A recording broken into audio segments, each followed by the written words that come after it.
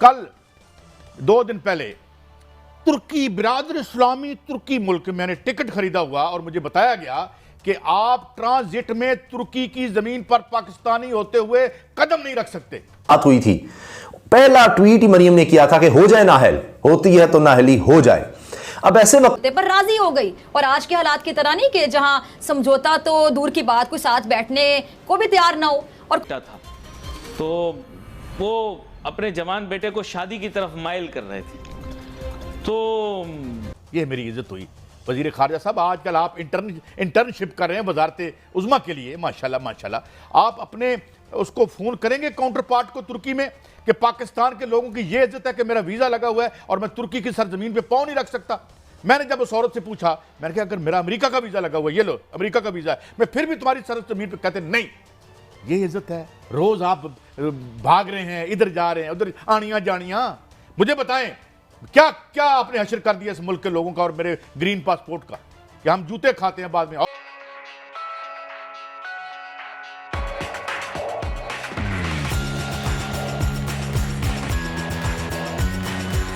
भट्टी साहब, ईरान को मैं मान गया, उसने कहा अब हम भाई हो, तुम जहां कहोगे हम तुम्हें लेके जाएंगे। और 10 रुपए का लीटर पेट्रोल बेच रहा है और आप अमेरिका के जो हम जो गुलाम हैं, जो उसके हम कमीशन एजेंट बने हुए हैं। भट्टी साहब, मैं ये खबर तोड़ना चाहता था कि इनकी वजह से, इस करप्ट रूलिंग एलीट की वजह से पाकिस्तान के लोगों की कोई औकात नहीं रहेगी बाहर। अब आप बात करें। भाई साहब, मैं अदब एहतराम से, आप बाहर कह रहे हैं, मैं कह रहा हूं पाकिस्तान में कोई औकात नहीं है। वो बात सवाए उन लोगों के जो माफिया का हिस्सा है। बिलावल भट्टो साहब, अदब एहतराम से, आप कह रहे हैं वो जज बैठे हैं, आप जिस शहबाज शरीफ के साथ बैठे थे उससे तो पूछे कि शहीद बेनजीर भट्टो के पंफलेट किसने तकसीम किए थे। कम से कम इतनी जुर्रत करे अखलाकी अपने आप को। हक्कानी कौन था, किसका मुलाजिम था? अमेरिका में किताबें लिख रहा है आजकल कि मेरे बाप की जबान क्यों काटी। ये जो क्यों कटी? 10% का खिताब इन्होंने दिया था। कम से कम आप जज साहबान को तनकीद ना करें। बिलावल साहब, आपके मुंह से नहीं अच्छा लगता।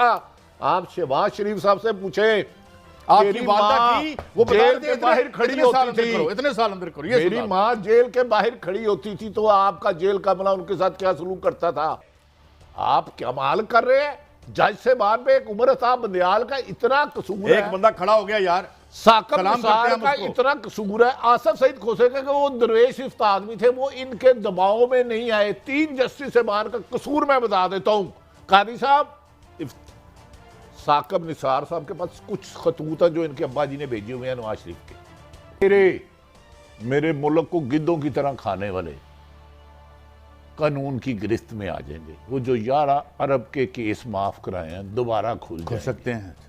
जो तो मेरे अपना नाम मुल्क रखा हुआ है, नहीं, वो अपने नाम से आगे निकलते नहीं। देखे ना, ऐसा सब कहते हैं जब डॉलर ऊपर जाता है तो डॉलर ऑटोमेटिकली ऊपर जाता है। ये अपने मुल्क 22-23 करोड़ अवाम को मुल्क नहीं कहते, अपनी जात को, अपने खानदान को, अपने अहले खाना को, अपने कारोबार को मुल्क कहते हैं।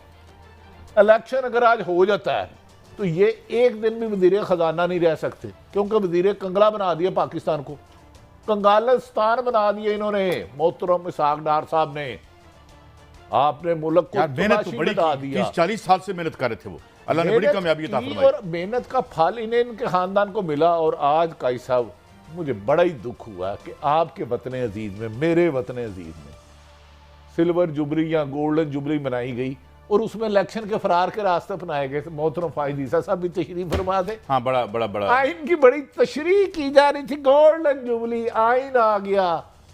तो उसी आइन में लिखा है कि 90 दिन के इलेक्शन आए।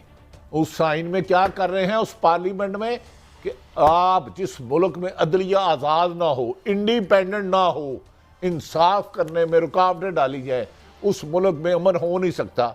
आज वहां अदलिया के पर काटने के लिए बिल मंजूर। अच्छा, बड़ी अहम सवाल और अदब एहतराम से तमाम सियासी गुफ्तगू नहायत काबिल इज्जत जस्टिस फायद साहब तशरीफ फरमा। क्या ये तरमीम लाई जा सकती है? मैं आपसे बड़ी मादरत से बात करना चाहता हूँ कि एक आइन में माशाल्लाह आजकल तो सारी पार्लियामेंट इनकी अपनी है कि भाई अगर हम नहीं जीतेंगे तो फिर इलेक्शन नहीं होगा, ये आइन में डाल दें हम। नहीं, वो तो साबित कर रहे हैं ना मेरे भाई। आपकी सुप्रीम कोर्ट की अदालत सबसे बड़ी, उमर अता पैसे नहीं भेजे, पैसे नहीं दिए।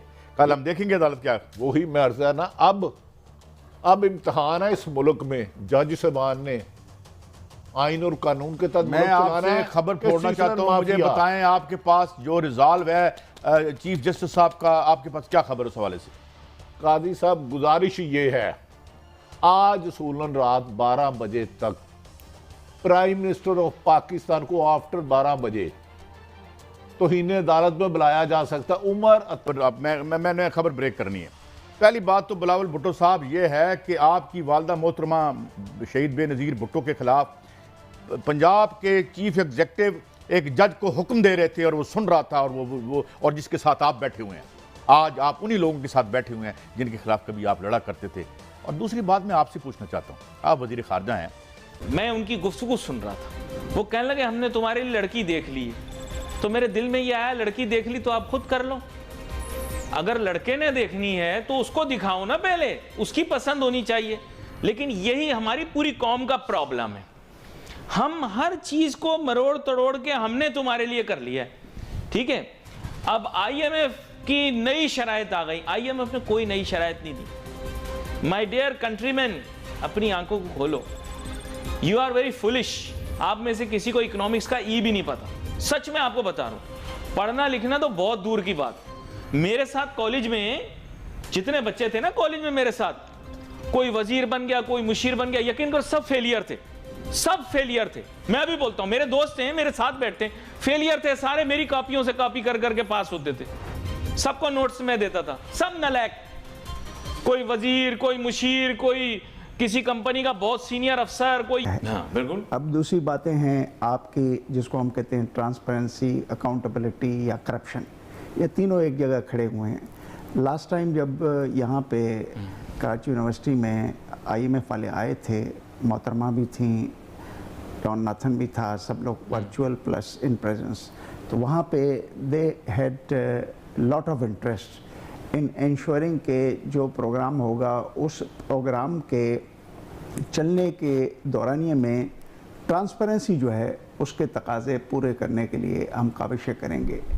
तो मैंने उसको ये बताया कि देखो यहाँ पर तो हम एक PPRA हमने बनाई, अब PPRA बेचारी जो है वो मफलूज हो गई है, किस वजह से, हर चीज़ के हमारे एग्जेम्पशन लेते हैं। ये प्रोक्योरमेंट के कवानीन की बात कर प्रोक्योरमेंट के कवानीन, हमें NLC, हमें जो है वो अपना PNSC के लिए जहाज़ चाहिए, तो हम कहते हैं भाई कॉम्पिटिटिव बिडिंग प्रोसेस में क्यों जाएं, हम तो इतने माहिर हैं कि हम खुद ही उसको प्रोक्योर कर लेंगे। अब अगर हम थोड़ी देर के लिए, अब तो अब T-बिल्स, पहले एक कोटेशन बेस्ड जो है वो सिस्टम था, उसमें भी एग्जेम्पशन ली गई है कि ऐसे ही हम पैसे उठा सकते हैं for raising the requirement of deficit financing. अब सवाल ये पैदा होता है कि ये सब चीज़ों की मौजूदगी में, उसके अलावा LNG या वॉट एवर यू कॉल, हर जगह एक एग्जेम्पशन ली जाती है, और हर रोज़ अखबार में आप पढ़ेंगे ministry wants to take exemption. ये तो रॉन्ग डूअर्स हैं। हाँ, देखिए मैं वैसे आपको बता रहा हूँ, लेकिन एक बात तो आपको माननी पड़ेगी, आज आपको अवॉइड नहीं करने दूंगा, आज आप खुल के बोलिए। देखिए ये वो नेशन है, वो मुल्क है जहाँ पे मीडियोक्रिटी इज रिवॉर्डेड। मैं जाता हूँ, मैं आपको बता दूं, ना अमेरिका में ना UK में कभी A लेवल्स के अंदर A ग्रेड आया, उन बच्चों की तस्वीरें आ रही, हाँ A लेवल ले लिया, A ग्रेड ले लिया, इन लोगों की कोई अहमियत नहीं है वहां पर। वहां पे डूअर्स चाहिए, एग्जीक्यूटर्स चाहिए। आइंस्टाइन को तो स्कूल से निकाल दिया था उसकी टीचर ने, जहां तक मैंने सुना है, बेचारा लाइब्रेरी में पढ़ के बड़ा हुआ है। तो आप मुझे बताएं कि आप तो ये conventional education, A grade, O level, CSS exam हैं, जिसको आप पहले और ज्यादा CSP एग्जाम, जिसको पहले जो है वो IS का एग्जाम कहते थे, सर ये चीजें गलत है ना। देखिए क्या कहते हैं आप? मैं आपके साथ बिल्कुल यहाँ पे साथ जा रहा हूँ। हाँ। मगर तीसरा फैक्टर आपको बताऊँ, वो है गवर्नेंस।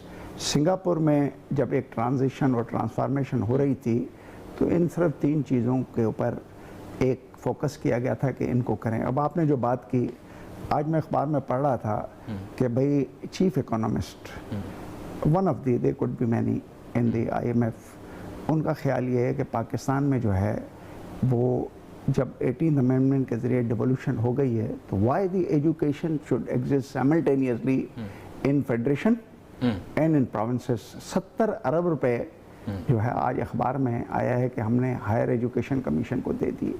सिंध में मैंने खुद सुना, सरदार अली शाह ने कहा हमने जी 16 अरब रुपए दे दिए इनको। अब वो तो यहाँ का हायर एजुकेशन, हाँ, यहाँ पे सेपरेट भी है। आपके पास डेवोल्यूशन में एजुकेशन तो आ गई प्रोविंसेस के बाद, मगर आपने 70 अरब रुपए जो दिए, अब वापस आते हैं कि education, we are actually manufacturing. Sir वो पहले यूजीसी कहलाती थी ना। We are manufacturing degrees. तो दोस्तों